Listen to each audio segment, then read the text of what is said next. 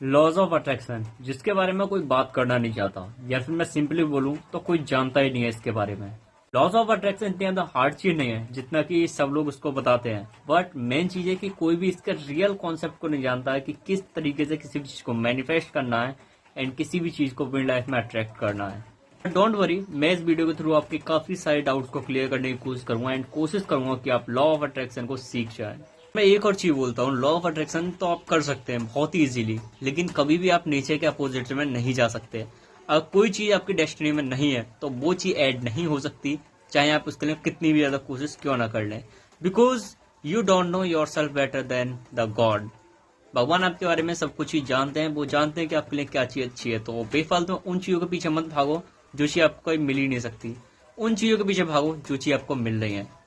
Same it apply for love, work and profession, all these things. Just आपको अपने आप को बेटर करना है उस फील्ड में जिसमें आप बेटर हैं। आपके पास में अगर कोई पर्सन है तो उसकी केयर कीजिए, ना कि उसकी केयर कीजिए जो कि आपको छोड़कर चला गया। खैर, ये लॉ ऑफ अट्रैक्शन का मैं जीरो लॉ बोलूंगा, क्योंकि यहीं से सब चीज का बेस बनता है। पहले आपको अपने आप को बेटर करना पड़ेगा, पहले आपको ये समझना पड़ेगा कि हमारे लिए क्या चीज अच्छी है। अगर भगवान ने आपके लिए कोई भी चीज है आपके पास में तो वो अच्छे के लिए दी है, और कोई भी चीज अगर आपसे छीनी है तो वो भी आपके अच्छे के लिए छीनी है। बाकी अगर आप इन लॉज को फॉलो करेंगे जो मैं बता रहा हूँ तो आप काफी सारी चीजों को अट्रैक्ट कर पाएंगे जो कि आपके बेनिफिट में है, आपके लाइफ में है, डेस्टिनी में है, बट आप उनको अचीव नहीं कर पा रहे हैं because of lack of your knowledge, lack of your everything. आप कभी उनके बारे में कोशिश नहीं करते। चलो जानते हैं उन लॉज को। First, law of opposite reaction. ये यूनिवर्स हमेशा ही अपोजिट में काम करता है, हमेशा पोलरिटी में काम करता है। अगर आप पॉजिटिव हैं तो आपसे नेगेटिव ही लोग अट्रैक्ट होंगे, अगर आप नेगेटिव हैं तो पॉजिटिव लोग। Same with the magnetism. Magnet हमेशा ही नॉर्थ पोल साउथ से अट्रैक्ट होता है, साउथ पोल नॉर्थ से, बिकॉज ये यूनिवर्स हमेशा ही ऐसे ही बना है कि हमेशा हर एक कोई अपने अपोजिट से ही अट्रैक्ट हो। एंड यही बात है कि जितने भी ब्रह्मचारी होते हैं, साधु संत होते हैं, उनसे हमेशा लोग अट्रैक्ट होते हैं। क्यों? क्योंकि वो हाईली पॉजिटिव हैं और हम सब हाईली नेगेटिव। इसलिए जो मोह माया है वो उनके पास में भाग करके आती है, क्योंकि ये यूनिवर्स चाहता है कि जो तुम्हारे पास में नहीं है वो तुम्हारे पास में आए। अगर आप पॉजिटिव हैं तो चाहेगा कि आपके पास में नेगेटिविटी आए, नेगेटिव है तो चाहेगा कि पॉजिटिविटी आए। एंड यहीं से एक कॉन्सेप्ट निकलता है, the beauty and the beast. Soul कोशिश करता है कि वो हमेशा अपने अपोजिट के साथ में रहे ताकि उसके अंदर अपोजिट गुण आए, लेकिन अगर वो हाईली पॉजिटिव है, नॉलेजेबल भी है, तो वो समझता है कि कौन सी हमारे लिए अच्छा है। वो हमेशा अपने कह सकते हैं कि प्री एग्जिस्टेंस नॉलेज के पीछे नहीं भागता कि हाँ मतलब नॉलेज ऑफ द ये है वो है, अब बीस्ट है, मतलब समझो यार चीज को। वो अपने माइंड से काम करता है। आप चाह रहे हैं कि आपकी लाइफ में कोई बेटर पर्सन आए, कोई लड़की आए, कोई लड़का आए, तो ट्राई कीजिए ब्रह्मचर्य को, क्योंकि माया आपको हमेशा वही चीज देगी जो आपके अपोजिट में है। जस्ट लाइक माया चाहेगी कि आपका ब्रह्मचर्य टूटे, और इसलिए आपको वो चीज देगी जो आपके पास में नहीं है। ब्रह्मचर्य आपके पास में है मीन्स आप हाईली अवेकन हो सकते हैं, एंड उसी को रोकने के लिए माया आपको देगी एक अपोजिट जेंडर। अब वो अच्छा भी हो सकता है, बुरा भी हो सकता है। मे बी अगर आप अच्छे हैं, ब्रह्मचर्य करें, तो वो बुरा होगा। So think about it. Maya आपको वो चीज देगी जिससे आप अपनी लाइफ में पीछे जाएं। आपकी वो मेंटलिटी ब्रेक करने की कोशिश करेगी। आपने माइंड सेट बना लिया है कि हाँ भाई मुझे ब्रह्मचर्य करना है 2 साल का, तो 2 साल के पहले ही आपकी लाइफ में एक इतनी ज्यादा ब्यूटीफुल लड़की आ जाएगी कि आपका ब्रह्मचर्य खंडित होना ही है। सो अगर आप हाईली मेंटली एक्टिव हैं, हाईली अपने विल पावर को कंट्रोल कर सकते हैं, तभी आप इन सब चीजों से निकल सकते हैं। बाकी अगर आप चाहें तो इस अपोजिट ट्रिक को ट्रिक कर सकते हैं, मतलब इस ट्रिक का यूज करके आप यूनिवर्स को ट्रिक कर सकते हैं। आप यूनिवर्स से वो चीज ले सकते हैं जिस चीज की आपको डिमांड है। Just use your brain. Highly positive रहिए और ब्रह्मचर्य का पालन कीजिए। ऑटोमेटिकली जो अपोजिट जेंडर है वो आपकी लाइफ में आ जाएगा, यूनिवर्स खुद भेजेगा ताकि आपके जो आप आगे बढ़ रहे हैं उसको रोक सके। ट्रिक का यूज कीजिए, अपनी लाइफ में आगे बढ़िए। और ये सिर्फ ब्रह्मचर्य या फिर लड़की तक ही नहीं है, आप इसमें काफी सारी चीजों का यूज कर सकते हैं। जैसे कि अगर आप अपनी जॉब में चाहें तब भी यूज कर सकते हैं, एंड और भी चीजों में। Second, demand and leave. अब ये कॉन्सेप्ट काफी ज्यादा डिफरेंट है पहले वाले से। इसमें सबसे पहले आपको कोई भी चीज को शिद्दत से चाहना होता है, शिद्दत से रियली, और उसके बाद में उस चीज को एकदम छोड़ दो जैसे कि आपको उसकी कभी जरूरत ही नहीं थी। अब ये आपको काफी ज्यादा बकवास लग रहा होगा कि किसी भी चीज को सिद्धा से चाहना उसके बाद में छोड़ देना। लेट राइट, यूनिवर्स इसी टाइप से काम करता है। Demand and supply. वो आपको सप्लाई तब नहीं करेगा जब आपको जरूरत होगी, वो आपको सप्लाई तब करेगा जब आपकी जरूरत खत्म हो जाएगी। लाइक काफी सारे लोग ही आप आईडी देखते होंगे, वीडियो देखते होंगे फैन पेज पर, ठीक है, आप उन पेज पर देखते होंगे और सोचते होंगे भाई इसकी आईडी मिल जाए, आप सर्च भी करते होंगे 1 घंटे, उसके बाद आप लीव कर देते होंगे कि नहीं मिल रही, छोड़ो भाई, काय को टाइम बर्बाद करना। एंड उसके 1 महीने बाद, 15 दिन बाद आपको उसकी आईडी मिल जाती हो। क्यों? सोचा है? ये जस्ट इसी की वजह से होता है, डिमांड एंड सप्लाई। आपको उसकी डिमांड थी, आप उसे चाह रहे थे, बट आपको नहीं मिली। क्यों? क्योंकि उस टाइम पे यूनिवर्स चाह ही नहीं रहा था, और उसके बाद में आपने उस चीज को ऐसे लीव कर दिया जैसे वो चीज एग्जिस्ट नहीं करती। तो चीजों को यूज कीजिए अपने हिसाब से। पहले किसी भी चीज को शिद्दत से चाहिए और उसके बाद में उस चीज को ऐसे लीव कर दीजिए जैसे उस चीज का आपकी लाइफ में होना ना होना कोई इम्पैक्ट ही नहीं डालता। उसके बाद यूनिवर्स उसी चीज को अपनी लाइफ, आपकी लाइफ में भेजेगा और चेक करेगा कि आपको सच में उस चीज की जरूरत है या फिर नहीं है। इस तरीके से आपको वो चीज मिल जाएगी जिसको आप चाह रहे होंगे। ये काफी ज्यादा यूजफुल ट्रिक है, अगर आप इस ट्रिक का यूज करना चाहते हैं तो कीजिए। Third, not demand anything. हाँ, अब ये कॉन्ट्राडिक्टिव है सेकंड वाले से, कि सेकंड में मैंने बोला था डिमांड एंड लीव, एंड अब मैं बोल रहा हूँ कि कोई भी चीज को डिमांड मत कीजिए। देखो, यूनिवर्स में अगर आप किसी भी चीज की डिमांड करेंगे वो आपकी चीज पूरी नहीं होगी, क्योंकि यूनिवर्स आपको वो चीज देगा ही नहीं जिसको आप चाहेंगे, क्योंकि उससे आप आगे बढ़ते रहेंगे। तो कैसे, मैं ये क्यों बोल रहा हूँ? एग्जाम्पल लेते हैं संत का। संत को कहीं भी कोई चीज नहीं चाहिए होती है, ठीक है, वो अपना कर्म करते हैं इस यूनिवर्स में, चीजों को आगे बढ़ाते हैं, मेंटेन करते हैं, बट उसके बाद में क्या होता है, वो जब भी जिस चीज को चाहते हैं वो चीज मिल जाती है। क्या आप इस चीज से सीख रहे हैं? आपको सिंपली यहाँ पे एक चीज पे ध्यान देना है कि कहीं भी ना वर्क अपने लिए मत कीजिए, वर्क कीजिए दूसरों के लिए। अब इस यूनिवर्स में आगे बढ़ने में मदद कीजिए दूसरों को, दूसरे को हेल्प कीजिए।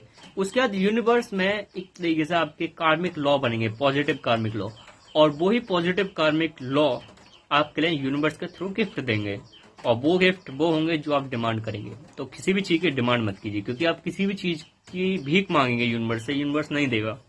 जस्ट अपने कर्म कीजिए, उसके बाद में यूनिवर्स खुद वो चीज देगा जो कि आपको चाहिए होगी।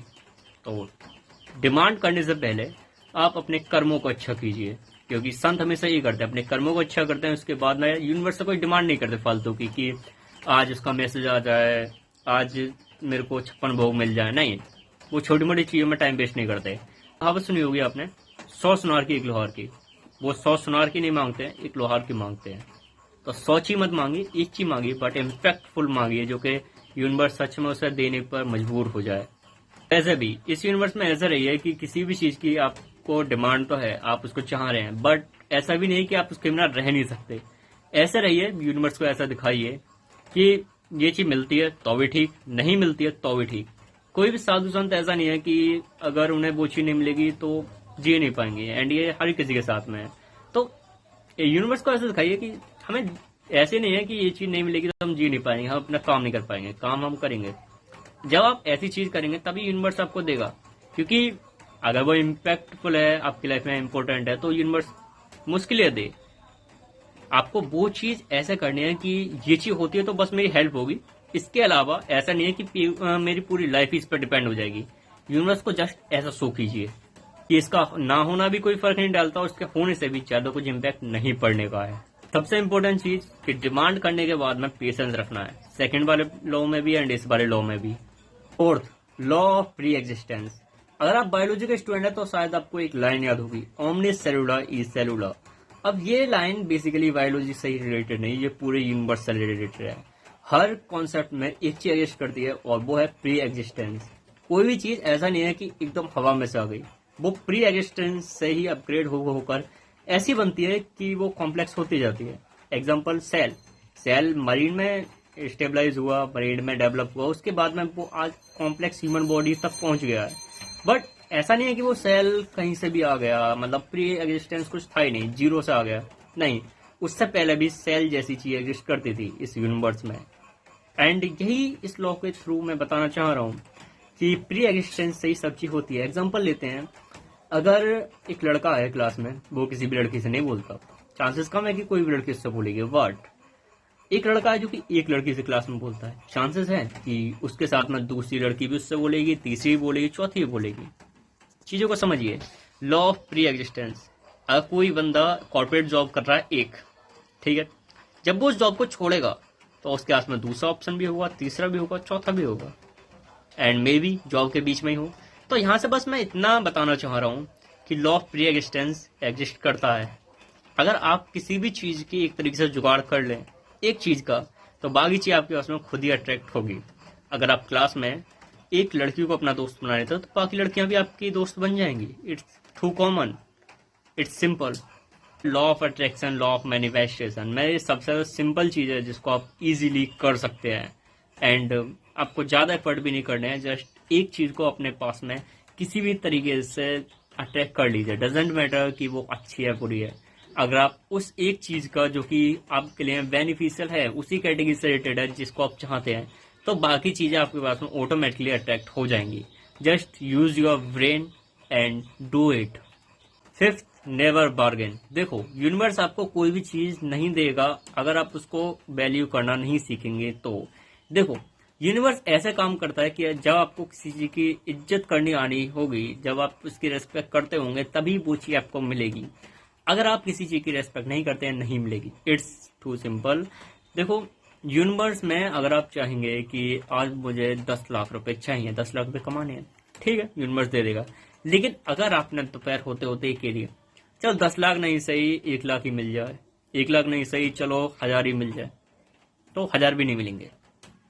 लेकिन अगर सुबह से शाम तक अगर आप अपनी मेंटलिटी को कांस्टेंट रखते हैं कि मुझे 10 लाख रुपए ही चाहिए, आज ही चाहिए, एक तरीके से मैनिफेस्टेशन, जिद पड़ना, तो वो चीज काम करेगी। सिंपली बोल रहा हूँ, बस अपनी बात से मुकरना मत, बार्गेन मत करना कि ये नहीं तो कम से कम ये तो दे ही दो। ये काम कभी भी मत करना। सबसे इम्पोर्टेंट मतलब इसमें यही है कि अपनी मेंटलिटी को फिक्स करना है, अपनी विल पावर को फिक्स रखना है। देखो, हर किसी की मेंटलिटी इस टाइम तक बहुत ज्यादा वीक हो चुकी है। एक छपरी इन्फ्लुएंसर की बात सुन करके तुरंत ही मोटिवेट हो जाते हैं, तुरंत अपनी पूरी मेंटलिटी को चेंज कर लेते हैं, which will completely harmful for them. अपनी मेंटलिटी को फिक्स रखिए, विल पावर को कांस्टेंट रखिए। आप ऐसे कमजोर नहीं है कि कोई भी आकर के आपको 2 लाइन बोल दे और पूरी तरीके से आप मैनिपुलेट हो जाए उसकी बातों से, कभी नहीं। अच्छे कर्म कीजिए, अपने रास्ते ढूंढिए। जैसे कि मैंने इससे पहले वाले लॉ में बोला था कि आप किसी बंदे को, एक चीज को अपनी तरफ अटैक कर लीजिए, यानी कि एक रास्ता बनाइए, बाकी 10 रास्ते आपके लिए खुद पे खुद खुलेंगे। बस अपने मेंटलिटी को फिक्स रखिए कि आपको करना क्या है। जैसे कि अगर आपको सबसे दोस्ती करनी है क्लास में, तो आप एक बंदे से दोस्ती कर लीजिए, बाकी सब आपके हल्के हल्के दोस्त बन जाएंगे। लेकिन अगर आपने ऐसा कर दिया कि भाई मुझे एक दोस्त मिल गया, चलो ठीक है, कम से कम एक तो मिले, नहीं हुआ भाई, आपको खुद रास्ते बनाने पड़ेंगे। अच्छे कर्म करिए, मेंटलिटी फिक्स रखिए, ऑटोमेटिकली यूनिवर्स आपको वो सब चीज देगा जो आपको चाहिए। एंड इन सब लॉ को आप एप्लीकेबल अपनी लाइफ में तभी कर पाएंगे जब आपके कर्म अच्छे होंगे। तो कर्मों को अच्छा कीजिए, बेफालतू में किसी को भी दोष देना बेकार है। किसी भी चीज को ऑल ओवरऑल पकड़ के मत बैठिए। अगर कोई चीज गई है, मतलब कोई ना कोई मतलब हो, कोई इंसान छोड़ के गया है तो आपके बेनिफिट के लिए गया है, पैसा आपसे दूर गया है, बेनिफिट के लिए गया है। जस्ट जो भगवान ने लिखा है आपकी डेस्टिनी में, उस चीज को एक्सेप्ट कीजिए एंड कीप मूविंग फॉरवर्ड। कोई भी चीज परमानेंट नहीं है, सब चीज टेम्परेरी है। सो ऑल ओवरऑल अगर मैं कंक्लूजन दूं पूरे वीडियो का, तो इसमें 5 लॉ हैं जिनका आपको फॉलो करना है। मे बी ये कॉन्ट्राडिक्टिंग लगे होंगे, बाकी कोई सा भी कॉन्ट्राडिक्टिंग नहीं है। पहला लॉ है कि आपको किसी भी चीज को अगर अट्रैक्ट करना है, जस्ट उसके अपोजिट में रहिए। मतलब उसके पीछे पागल मत होइए कि ये चीज मेरे को चाहिए चाहिए, मतलब पीछे मत पड़िए किसी भी चीज के, एकदम अपोजिट में रहिए। सेकंड चीज, डिमांड एंड लीव। मैनिफेस्ट कीजिए किसी भी चीज को, अपने माइंड में सोचिए, मतलब कॉन्स्टेंट सोचना है, कम से कम 1 घंटा कि हाँ ये चीज मुझे चाहिए, और उसके बाद में उसको ऐसे छोड़ दीजिए कि ये मिले या ना मिले मुझे कोई फर्क नहीं पड़ता है, सिंपली बात।